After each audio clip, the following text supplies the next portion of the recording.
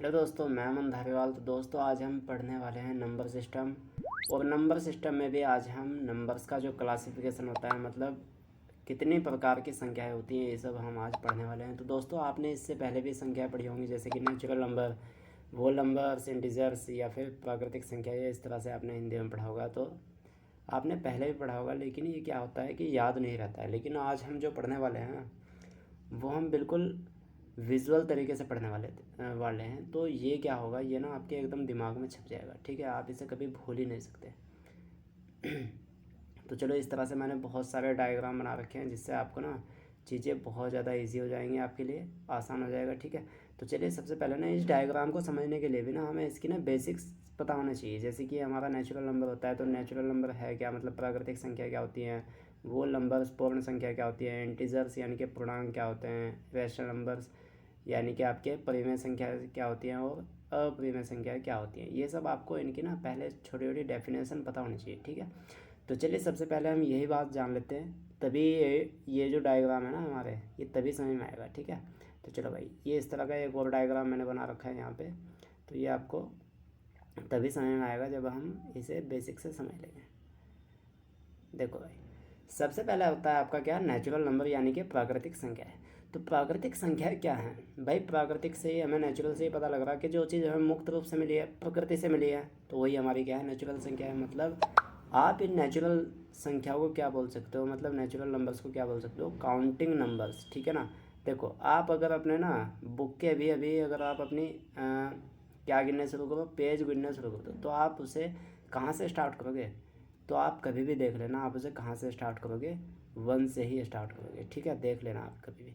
जैसे कि आपको अपनी उंगलियाँ गिननी है, तो आप कहाँ से स्टार्ट करोगे, 1 2 3 4 5। ठीक है ना, इस तरह से 1 2 3 4।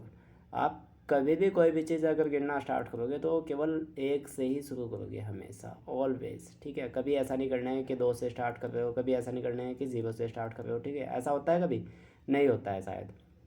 ठीक है, और जिसके साथ होता है तो भाई उसके साथ बहुत दिक्कत है।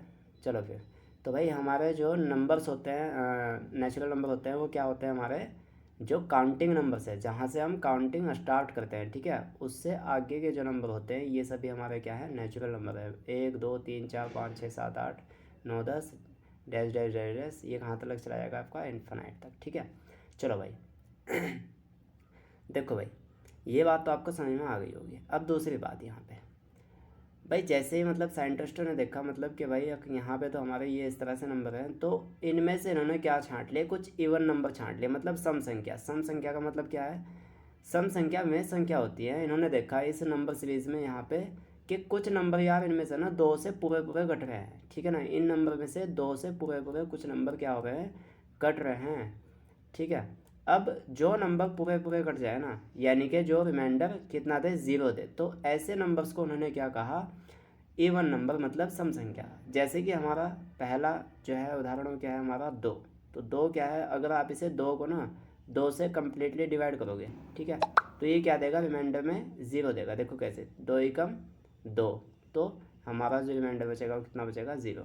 जिसका भी रिमाइंडर 0 आए, मतलब 2 से भाग देने पर अगर हमारा रिमाइंडर किसी संख्या को क्या आता हो, 0 आता हो, तो वो संख्या हमारी क्या होगी, सम संख्या होगी, मतलब इवन नंबर होगा। ठीक है ना। अभी उसके बाद आता है ओड नंबर।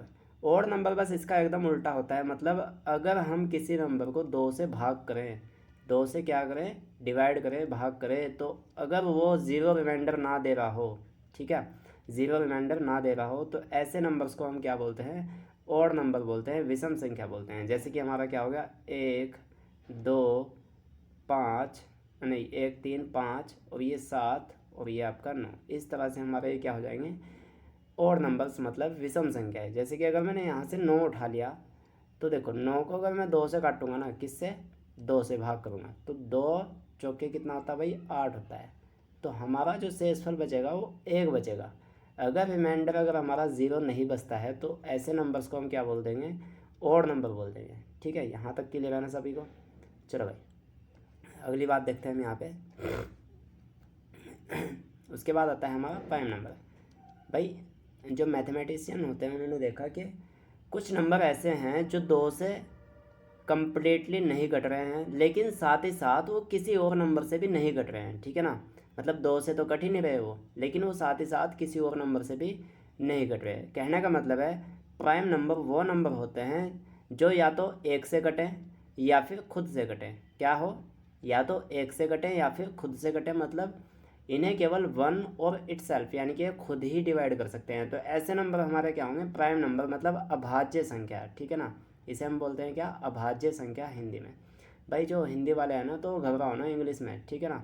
मतलब ये चीज़ें आपको ना इंग्लिश में ज़्यादा आसान लगेगी और हिंदी में बहुत ज़्यादा हार्ड, ठीक है ना। तो आप इन्हें इंग्लिश में पढ़ने की कोशिश करें, आपको बहुत अच्छा होगा लगेगा, मतलब ठीक है। देखो भाई, तो प्राइम नंबर वो नंबर होते हैं जो या तो एक से कटे या फिर खुद से कटे। तो ऐसे नंबर हमारे कौन कौन से हो सकते हैं, देखिए। तो हमारे जो प्राइम नंबर होते हैं वो कहाँ से स्टार्ट होते हैं, हमेशा 2 से स्टार्ट होते हैं, मतलब 2, 3, 5, 7। देखिए अगर हम बात करें 9 की, 11, तो 9 एक प्राइम नंबर नहीं है। क्यों, क्योंकि देखो इसे 2 तो काट ही रहा है, ठीक है। इसे नहीं, मतलब इसे एक काट रहा है भाई, और ये खुद भी काट देगा, ठीक है ना। मतलब 9 भी से काट देगा, लेकिन साथ ही साथ इसे कौन डिवाइड कर देगा, 3 भी डिवाइड कर देगा। लेकिन हमने अभी भी क्या पढ़ा है, इसमें प्राइम नंबर में होते हैं जिन्हें केवल या तो एक काटे या फिर 9, ठीक है। अदरवाइज कोई नंबर ना काटता हो, मतलब अदरवाइज दूसरा नंबर उसे डिवाइड ना कर सकता हो, तो ऐसे नंबर हमारे क्या होंगे, प्राइम नंबर होंगे। तो ये हमारा इस श्रेणी से क्या हो जाएगा, कट जाएगा। तो एग्जाम्पल क्या होगा हमारा, 13, 17 और डैश डैश डैश, जो भी आप निकाल सकते हो, ठीक है। हमेशा जो हमारा प्राइम नंबर होता है वो कहाँ से स्टार्ट होता है, 2 से। अब आप पूछोगे क्यों, क्योंकि देखो इसका जो प्राइम फैक्टर है वो क्या है, एक है, या फिर इसे कौन डिवाइड कर सकता है आपका, 2। अदरवाइज तो कोई नंबर नहीं डिवाइड कर रहा, नहीं कर रहा ना। तो चलो भाई, इसीलिए हमारा हो गया ये। अब एग्ज़ाम में ना एक डायरेक्ट क्वेश्चन पूछा जाता है कि सबसे छोटी सम अभाज्य संख्या, ठीक है ना, smallest number, smallest even prime number बताओ। तो कौन सा होगा भाई, वो 2 होगा आपका आंसर, ठीक है ना। अब नेक्स्ट है आपका क्या, यहाँ पे ना एक चीज़ समझो, प्राइम फैक्टर में ये जो प्राइम नंबर होते हैं कि इसके ना कम से भी कम 2 फैक्टर होने चाहिए। मतलब इसके हमेशा कितने होने चाहिए, 2 फैक्टर होने चाहिए। इसके ना तो 2 से कम फैक्टर हो सकते, फैक्टर का मतलब है गुणनखंड, और ना ही इसके कभी भी 2 से ज़्यादा फैक्टर होने चाहिए, ठीक है। अगर 2 से कम है तो तब भी कोई नंबर प्राइम नहीं होने का, और अगर 2 से ज़्यादा है तो तब भी कोई नंबर प्राइम नहीं होने का, ठीक है ना। जैसे कि हमने 9 की ही बात करी थी, तो इसके अगर हम फैक्टर की बात करें तो इसके कौन कौन से हैं, 1, 3 और 9, ठीक है। तो ये क्या हो गए, 2 से ज़्यादा फैक्टर हो गए, ठीक है ना। मतलब ये नंबर इसी से काट सकते हैं, तो ये इसके फैक्टर है, ठीक है। तो इस तरह से नहीं होना चाहिए। जैसे कि हमारा अगर हम 5 ले तो इसके 2 फैक्टर होंगे, देखो कौन कौन सा, 1 और 5। तो यही वो नंबर हैं जो इसे काट सकते हैं, इस वजह से क्या हमारा एक प्राइम नंबर है, ठीक है ना। अब यहाँ पे ना क्वेश्चन पूछा जाता है कि बताओ कि जो प्राइम फैक्टर होते हैं, मतलब जो प्राइम नंबर्स होते हैं, मतलब जो अभाज्य संख्याएं होती हैं, उसके कितने अधिकतम क्या हो सकते हैं, गुणनखंड कितने हो सकते हैं, उसके अधिकतम गुणनखंड कितने हो सकते हैं भाई, 2 हो सकते हैं, ठीक है ना। तो 2 से कम और ना ही 2 से ज़्यादा, ठीक है। अब बात आती है किसकी, को प्राइम की। तो को प्राइम नंबर्स का वो सेट है, मतलब जिसका केवल और केवल एक फैक्टर, मतलब जिसे केवल एक ही डिवाइड करता हो। एक ऐसा क्या लेंगे हम यहाँ पे, जैसे कि अगर मैंने यहाँ पे 3 और 4 ले लिया, ठीक है। ये एक जोड़ा होता है, क्या होता है, जोड़ा होता है। और जोड़ा भी कैसा, जिससे केवल यानी कि इनका एक कॉमन फैक्टर क्या होना चाहिए, एक होना चाहिए। कितना, एक। जैसे कि अगर इसे हम बात करें इस पूरे को ना, एक साथ केवल एक ही डिवाइड करेगा, देखो एक इसे भी डिवाइड कर रहा है और इसे भी कर रहा है। अदरवाइज तो इन दोनों नंबर को कोई डिवाइड नहीं कर रहा, नहीं कर सकता, ठीक है। जैसे कि अगर हमने 5 और 8 ले लिया, ठीक है, तो 5 और 8 को केवल एक ही डिवाइड करेगा, अदरवाइज कोई नंबर डिवाइड नहीं कर रहा है। तो ऐसा जो सेट होता है 2 नंबर का, उसे हम क्या बोलते हैं, को प्राइम नंबर, ठीक है ना, सह अभाज्य संख्या। चलिए अब नेक्स्ट हम समझते हैं क्या, कंपोजिट नंबर, ठीक है। तो कंपोजिट नंबर हमारा क्या होता है, कंपोजिट नंबर वो होता है जिसके 2 से ज़्यादा फैक्टर हो, क्या हो, जिसके 2 से ज़्यादा फैक्टर हो, ठीक है ना। ये एकदम प्राइम का थोड़ा सा उल्टा होता है, ठीक है। तो कंपोजिट नंबर हमारा क्या होता है, जो 2 से ज़्यादा फैक्टर रखता हो, मतलब जिसका, जिसे एक डिवाइड करे और वो खुद भी डिवाइड करे, मतलब वो सेल्फ से भी कटता हो और एक से भी कटता हो, और अदरवाइज किसी और नंबर से भी, 1-2 नंबर से और कटता हो, ठीक है ना। तो ऐसे नंबर्स को हम क्या बोलते हैं, कंपोजिट नंबर। जैसे कि हमने एग्जांपल लिया क्या, 9। तो 9 अगर हमने लिया तो 9 को देखो, एक तो इसे डिवाइड कर ही रहा और 9 भी इसे डिवाइड करेगा, लेकिन साथ ही साथ इसे कौन डिवाइड करेगा, आपका 3 भी डिवाइड करेगा। तो ऐसे जो नंबर होते हैं वो हमारे क्या कहलाते हैं, कंपोजिट नंबर। अभी इसके जो फैक्टर हो गए ना वो कितने से ज़्यादा हो गए, 2 से ज़्यादा हो गए, ठीक है ना। तो 2 से ज़्यादा जिसके भी फैक्टर होंगे उसे हम क्या बोलते हैं, कंपोजिट नंबर। अब यहाँ पे ना एक क्वेश्चन आता है डायरेक्टली, क्या कि हमारा जो एक है वो क्या है, मतलब ठीक है, जो ये है एक, ये प्राइम है या फिर कंपोजिट है, ठीक है। तो देखो यहाँ पे ना एक बात ध्यान रखनी है कि ना तो एक प्राइम ही है और ना ही ये कंपोजिट है, ठीक है ना। तो आपको ऑप्शन में क्या लगाना है कि ना तो ये कंपोजिट है और ना ही ये प्राइम है, ठीक है ना। इस तरह से आपका एक क्वेश्चन आता है कि एक कौन सी संख्या है, प्राइम है या फिर कंपोजिट, तो आपको लगाना है कि ना तो प्राइम है और ना ही कंपोजिट। अब मैं इसका एग्जांपल देता हूँ, मतलब इसको आपको एक्सप्लेन करता हूँ कि ऐसा क्यों है। देखो अगर हम बात करें कि ये प्राइम है, चलो भाई हमने मान लिया कि ये प्राइम है, लेकिन प्राइम क्या कह रहा है कि इसके दो फैक्टर होने चाहिए, मतलब किसी भी संख्या के 2 फैक्टर होने चाहिए। भाई प्राइम कोई नंबर कब होगा, जब उसके 2 फैक्टर हों। जैसे कि हमारा 2 है तो 2 के 2 फैक्टर हैं, 1 और 1 2, ठीक है। जैसे कि 3 है तो 3 के 2 फैक्टर हैं, एक तो पहला तो 1 ही हो गया और पहला दूसरा क्या हो गया आपका 3 हो गया। लेकिन अगर हम बात करें तो 1 का पहला फैक्टर क्या है, 1 है। अब दूसरा फैक्टर निकाल लो क्या होगा, तो कुछ भी नहीं है, 1 ही होगा। तो इसका तो केवल 1 ही फैक्टर है ना। लेकिन हमने प्राइम नंबर में वे भी क्या पढ़ा था कि इसके 2 फैक्टर होने चाहिए, कितने, 2, ना तो 2 से कम और ना ही 2 से ज़्यादा, ठीक है। तो ऐसा नंबर ही हमारा प्राइम होगा। तो भाई ये प्राइम तो है नहीं, ठीक है। अब आप कहोगे कि ये कंपोजिट है, तो कंपोजिट में हमने अभी भी क्या पढ़ा था कि इसके 2 से ज़्यादा फैक्टर होने चाहिए, ठीक है। 2 तो होने ही होने चाहिए, 2 तो किसी भी नंबर के फैक्टर होते ही होते हैं। कौन कौन से, एक तो पहला मतलब 1, और भाई एक वो खुद अपने आप, ठीक है। जैसे कि हम बात करें 2 की, 1 मिनट में इसे मिटा देता हूँ।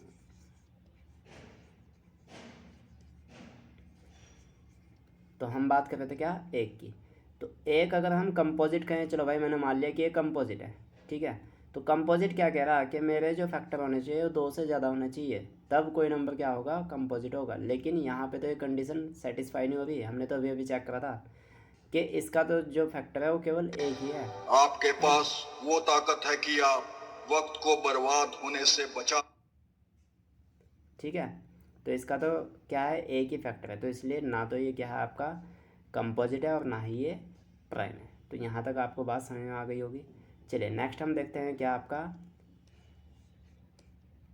Perfect number.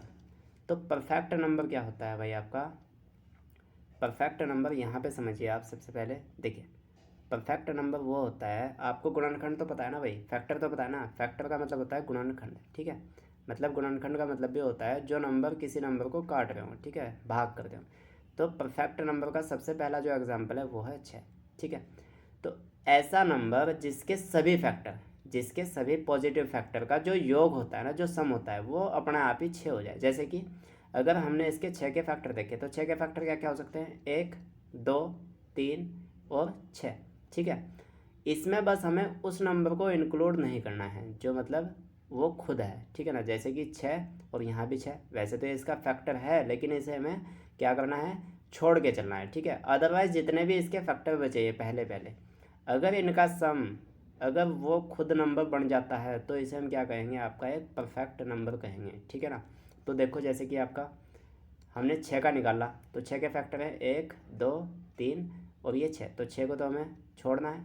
तो इनका अगर सम अगर 6 हुआ तो ये परफेक्ट नंबर होगा। तो देखो भाई 1 और 2 3, 3 और 3 6, तो ये क्या हुआ आपका एक परफेक्ट नंबर है। अब जैसे कि 28, तो 28 के क्या क्या हो सकते हैं भाई, 1 2 3, नहीं ये 4 7 और ये 14। अब 28 को तो हमें छोड़ना ही है, तो इनका सम हमेशा क्या होगा, 28 ही होगा। तो ऐसे नंबर क्या होंगे हमारे, परफेक्ट नंबर होंगे, ठीक है। तो आपको यहाँ तक इसे याद रखना है, यहाँ तक, क्योंकि एग्जाम में ना डायरेक्ट पूछा जाता है और ज़्यादातर जो पूछा जाता है ना वो 28 वाला पूछा जाता है, ठीक है। ऑप्शन दे के रखेगा आपका कि बताओ कि निम्न में से कौन सा एक परफेक्ट नंबर, मतलब परफेक्ट नंबर है, ठीक है। तो कौन सा इनमें से एक परफेक्ट नंबर है, तो आपको बताना है। मतलब ऑप्शन होगा उसमें 3 5 6 7, ठीक है, इस तरह से कोई भी नंबर होगा या फिर कुछ और नंबर, तो आपका पहला ऑप्शन तो क्या हो गया 28 6। अगर हुआ ऑप्शन में क्या 28, तो दूसरा आपको लगाना है क्या 28। तो इस तरह से ये आपको क्वेश्चन आएगा। ठीक है, यहाँ तक आपको ये बात समझ में आ गई होगी। चलो भाई नेक्स्ट देखो। देखो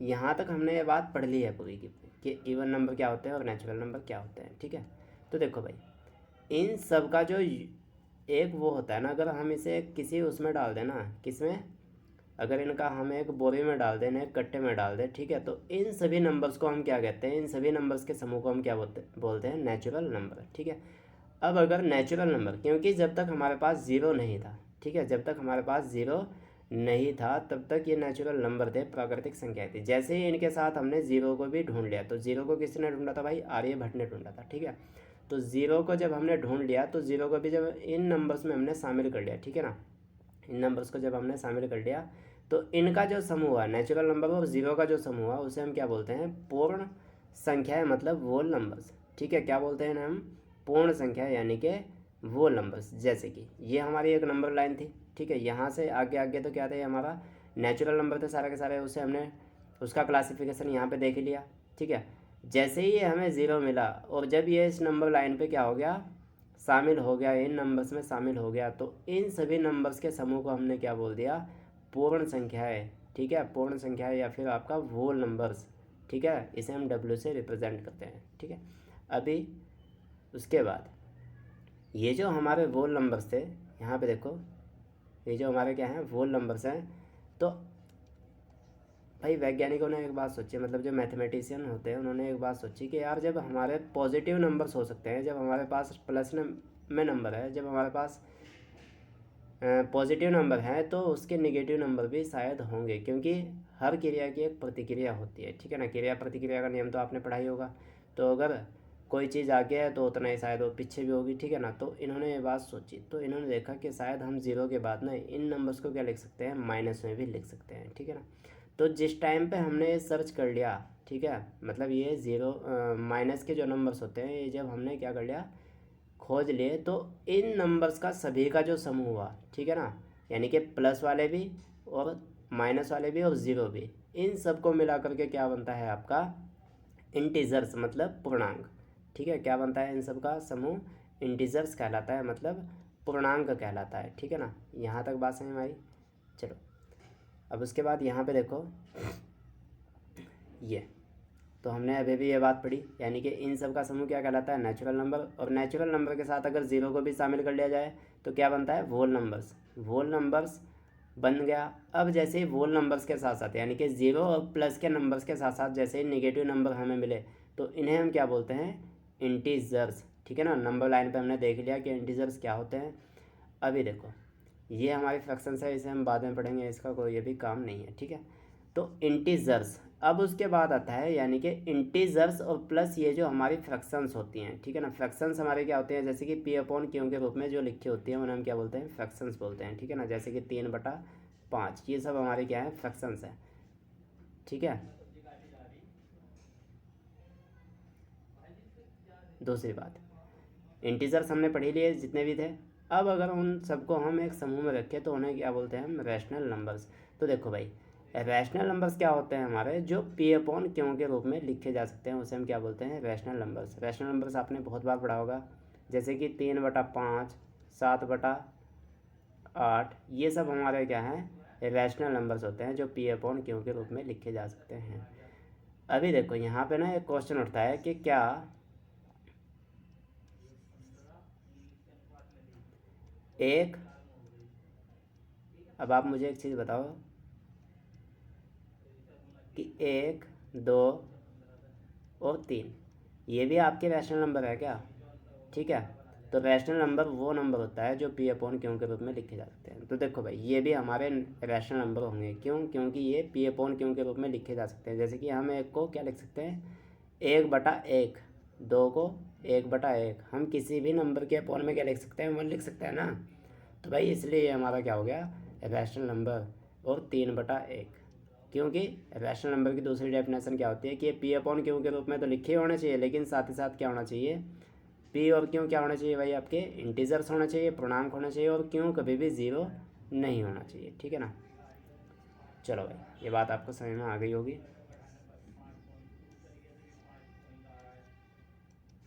अभी यहाँ पे देखो उसके बाद आता है हमारा क्या, इरेशनल नंबर। तो इरेशनल नंबर वो नंबर होता है, इरेशनल नंबर क्या नंबर होता है जो आपका पी अपॉन क्यू के रूप में ना लिखा जा सकता हो, ठीक है ना, ना लिखा जा सकता हो। जैसे कि पाई हो गया आपका, ठीक है ना, पाई आपका एक इरेशनल नंबर होता है। क्यों? क्योंकि इसकी जो वैल्यू होती है ना वो आप पढ़ते होगे 3.14, लेकिन ये एक्चुअल में नहीं होता। ये तो हम क्वेश्चन को सोल्व करने के लिए लिखते हैं। और आपने पढ़ा होगा इसका वैल्यू क्या कि 22/7, तो ये भी इसका एक्चुअल नहीं होता है, ठीक है ना। इसे भी हम क्या करते हैं, केवल अपने क्वेश्चन को सोल्व करने के लिए लिखते हैं, ठीक है ना। इसका जो एक्चुअल नंबर होता है पाई का, वो क्या होता है 1 4 5 6 7 8 डैश डैश डैश डैश। अगर आप इसे 8000 संख्या तक भी लिखो ना पॉइंट के बाद, ठीक है, तो तब भी आपका इसका जो डेसिमल फ्रैक्शन है ये ख़त्म नहीं होगा, ठीक है। तो आपको ध्यान रखना है यहाँ तक। चलो भाई ये बात आपको समझ में आ गई होगी कि पी अपॉन क्यों क्या होता इरेशनल नंबर क्या होता है। अब अगर हम बात करें ना, ये रैशनल नंबर और जो हमारा इरेशनल नंबर है, इन सभी का जो समूह होता है ना, इसे हम क्या बोलते हैं, रियल नंबर्स बोलते हैं, ठीक है ना। दुनिया में ना कोई भी नंबर हो, दुनिया में अगर आपका कोई भी नंबर है तो उसे हम क्या बोलते हैं, रियल नंबर बोलते हैं, वास्तविक संख्या बोलते हैं, ठीक है ना। अब वास्तविक संख्या और कॉम्प्लेक्स नंबर्स का जो समूह होता है उसे हम क्या बोलते हैं, बस नंबर्स बोलते हैं, मतलब संख्याएँ बोलते हैं, ठीक है। यहाँ तक आपको ये बात समझ में आ गई होगी, ठीक है। देखो भाई हमने क्या क्या पढ़ा, नेचुरल नंबर। नेचुरल नंबर तो हमने पढ़ ही लिया कि 1 से लेकर के जहाँ तक भी आप गिन सकते हो वो क्या है, आपका नेचुरल नंबर है, ठीक है ना। अब वोल नंबर्स के, अगर हमने इन नेचुरल नंबर्स के साथ अगर ज़ीरो को भी क्या कर लिया, इंक्लूड कर लिया, तो ये क्या बन जाएगा, हमारा वोल नंबर्स बन जाएगा। मतलब अगर हमने ये जो नेचुरल नंबर थे इनके साथ इस ज़ीरो को भी इस डब्बे में डाल दिया तो ये हमारे क्या बनेंगे, वोल नंबर बनेंगे, ठीक है ना। अब अगर हमने वोल नंबर और नेचुरल नंबर और नेगेटिव नंबर्स को, इन नेगेटिव नंबर्स को अगर एक बाल्टी में डाल दिया इसमें, तो ये क्या कहलाते हैं, हमारे इंटीजर्स, जिसे हम आई से डिनोट करते हैं, ठीक है। अब अगर हमने इन सभी नंबर्स को, इंटीजर्स को, और जितने भी हमारी फ्रैक्शंस होती हैं, ठीक है ना, यानी कि पी अपॉन क्यू के रूप की जो भी हमारी फ्रैक्शंस होती हैं उसे हम क्या बोल सकते हैं, आपका यहाँ पे अगर उन्हें एक डब्बे में इसमें डाल दिया तो ये हमारे क्या बन जाएंगे, रैशनल नंबर्स। और इरेशनल नंबर्स कैसे होते हैं हमारे, जो पी अपॉन क्यू के रूप में नहीं लिखे जा सकते, जैसे कि आपका पाई, √2, √3, यानी कि जितने भी हमारे रूट वाली फॉर्म होती है ना वो हमारी सब क्या होती हैं, आपकी इरेशनल्स नंबर्स होती हैं, यानी कि अपरिमेय संख्या होती हैं, ठीक है ना। तो अगर उन्हें एक डब्बे में डाल दिया जाए तो वो हमारी क्या होंगी, इरेशनल नंबर होंगी। अब अगर इन दोनों को मिला करके किसी बड़े बॉक्स में डाल दिया जाए तो इसे हम क्या बोलते हैं, रियल नंबर्स, ठीक है। तो ये बात आपको समझ में आई होगी या नहीं आई। चलो अब ये वाला डायग्राम देखो। तो भाई नेचुरल नंबर का जो सेट होता है वो जब ज़ीरो इसमें शामिल हो जाए तो ये क्या कहलाता है, आपका वोल नंबर्स बन जाएगा, ठीक है ना। अब वोल नंबर्स के बाद जब इसमें, क्योंकि ये तो प्लस के थे सारे के सारे, जैसे ही इनमें माइनस के भी नंबर आ जाए तो इन्हें हम क्या बोलते हैं, इंटीजर। जैसे कि -5 ये √49, क्योंकि इसकी वैल्यू भी क्या होगी, आपकी 7 होगी, ठीक है ना। +9 और -2, ये सभी नंबर हमारे क्या होते हैं, इंटीजर्स, ठीक है। अभी इन सब का जो समूह होता है वो क्या होता है, हमारा रैशनल नंबर्स होता है। मतलब चलो देखो रैशनल नंबर ये सब होते हैं जो आपके पॉइंट में भी लिखे हों, ठीक है, ये भी आपके सब क्या होंगे, रैशनल नंबर होंगे। जैसे कि आपका 7/8, 2/3, माइनस का 3.4 और आपका 3/4, ये सब आपके क्या हैं, रैशनल नंबर है, क्योंकि इन सबको हम पी अपॉन क्यू के रूप में लिख सकते हैं, ठीक है ना। अब इसके बाद देखिए यहाँ पे रियल नंबर्स। तो रियल नंबर्स आपके क्या होंगे, रैशनल नंबर, ये वाले जो रैशनल नंबर थे और ये इरेशनल नंबर थे, इन सब का समूह हमारा क्या कहलाता है, रियल नंबर्स, ठीक है ना। और इरेशनल नंबर में हमारा क्या आते हैं, पाई, √10, √2, √3, और ये सब हमारे क्या हैं, आपके इरेशनल नंबर्स, यानी कि अपरिमेय संख्या है, ठीक है। तो दोस्तों आई होप आपको ये वीडियो समझ में आई होगी, मतलब यहाँ पे हमने जो बताया ये बात आपको समझ में आई होगी, ठीक है ना। नंबर्स का जो क्लासिफिकेशन है वो आपको एकदम से क्लियर हो गया होगा, ठीक है। अगर फिर भी कोई डाउट है या कुछ भी आपको लगता है कि हाँ इसमें थोड़ी ऐसा था, तो आप मुझे कमेंट करके बता सकते हैं, ठीक है ना। थैंक यू दोस्तों, मिलते हैं अगली वीडियो के साथ।